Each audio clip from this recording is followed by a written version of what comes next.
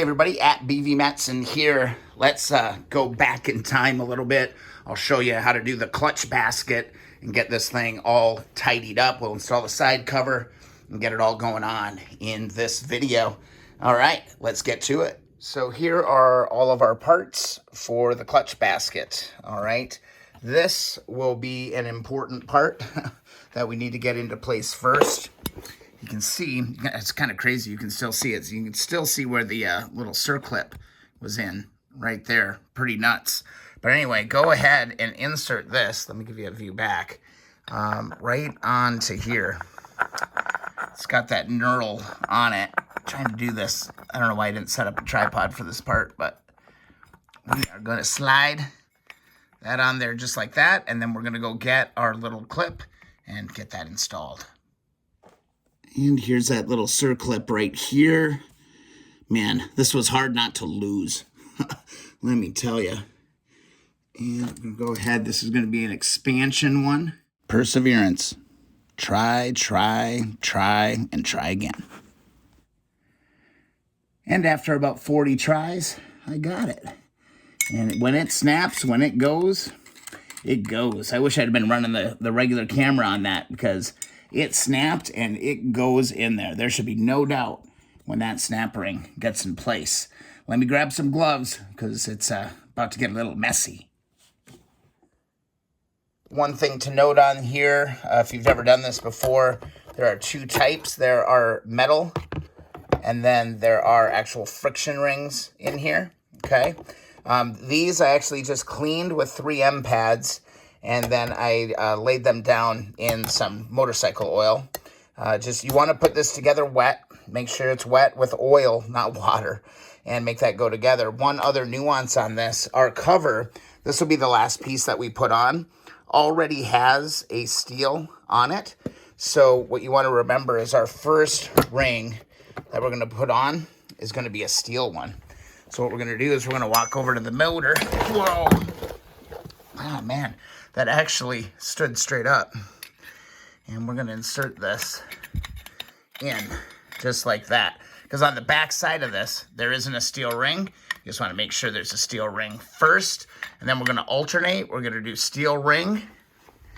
And then we're going to grab one of our friction plates, just like this. These actually look like they're in really good shape. You can still see the little indentations on everything. And we're just going to align with the box. God, it's hard to do. Why am I not setting up my tripod?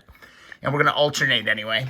We're going to alternate steel ring, steel, friction, until we get all the way out.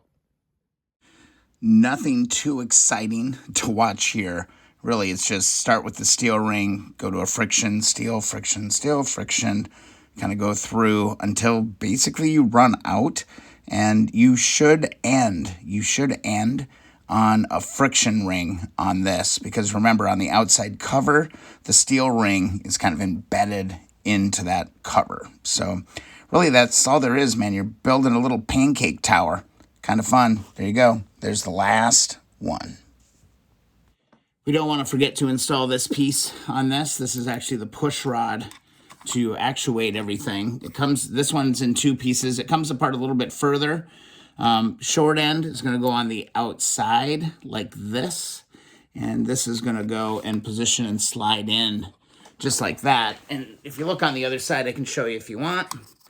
This is that main push rod off that clutch. It's going to activate off the clutch cable. All right, I think we're good there. I'm actually going to put a little bit of assembly lube on this. I think that's a good idea. One end out, lube it up. So I'm going to take that, just like that. And we are in business now to install this. I want to show you, though. I want to give you a quick look at what's actually happening here.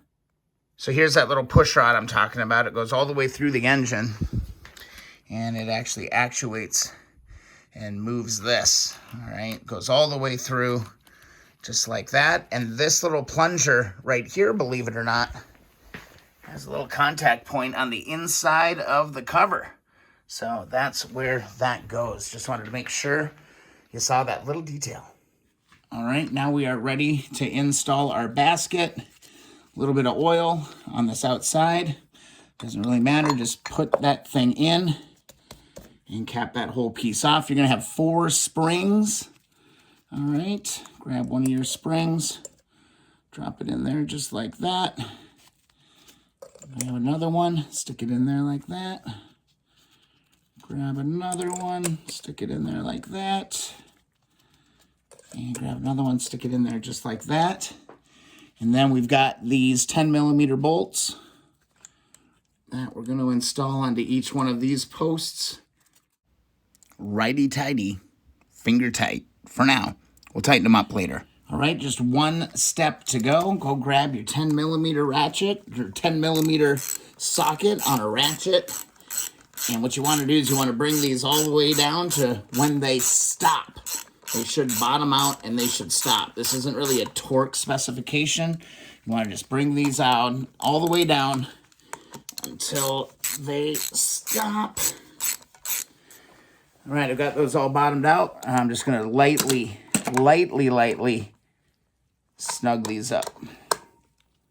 Don't go crazy. Again, this aluminum part, you can strip these out. Just like that. And we're good to go, man. We are good to go. Before we button it up, one last little dribble across the chains and the sprockets of the assembly lube. I'm going to rotate the engine a couple times and get this thing going. Let's see if this damn thing will even turn. Let's go. Beautiful. Just prepping the side cover for install. Go ahead and pull this old seal out and go ahead and install a fresh new seal. Let's see if I can just get lucky on this one. This one's pretty pliable. Yeah, go ahead and shove that bad boy in there. Make sure it bottoms out. This is getting fun. All right, got the old anti-seize here. These are the main bolts for that side cover. I'm gonna go ahead and hit the threads on these with some anti-seize. Do a favor for a future wrencher. And one last thing to do is we're gonna grab our main gasket.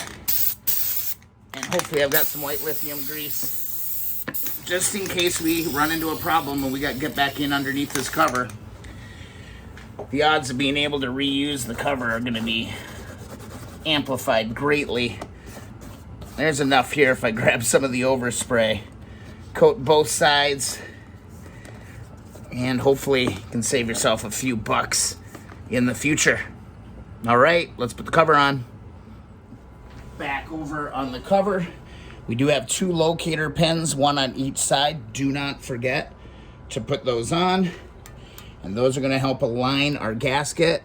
The gasket's kind of nice and a little bit sticky right now, so it'll kind of stick there just a little bit.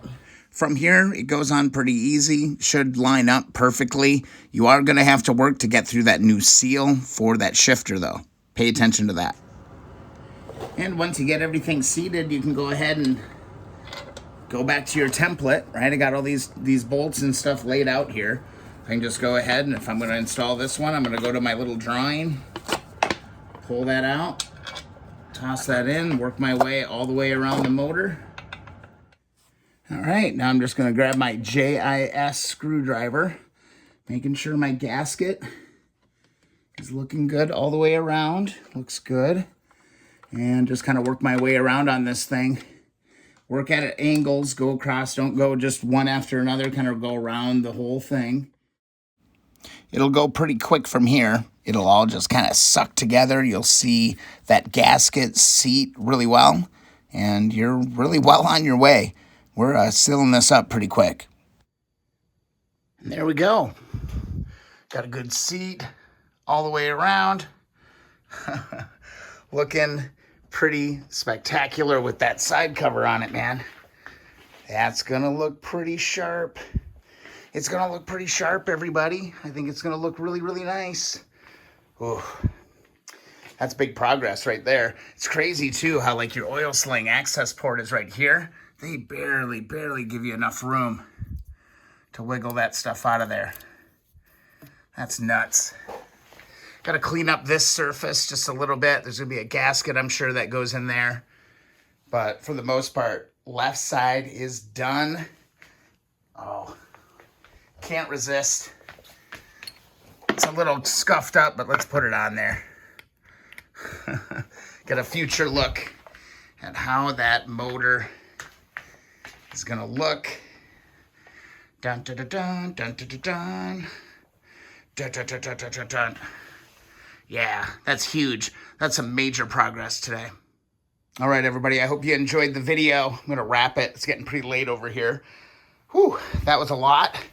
Hope the video is useful for people, man. I hope if you're working on one of these bikes, I hope that you find the video and maybe it answers a couple questions for you.